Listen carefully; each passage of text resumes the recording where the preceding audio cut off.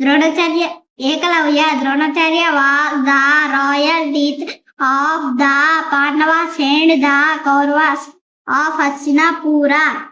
He was the master of archery. Arjuna, one of the Pandavas, was his favorite student. Arjuna worked very hard.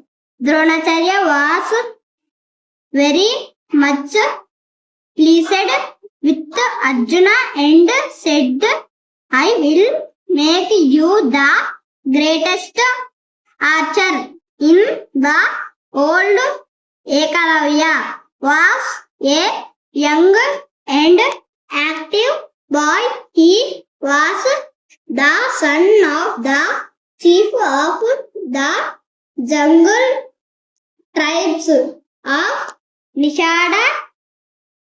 One day he watched Dronacharya teaching archery to the princess of Hastinapura in the Gurukula.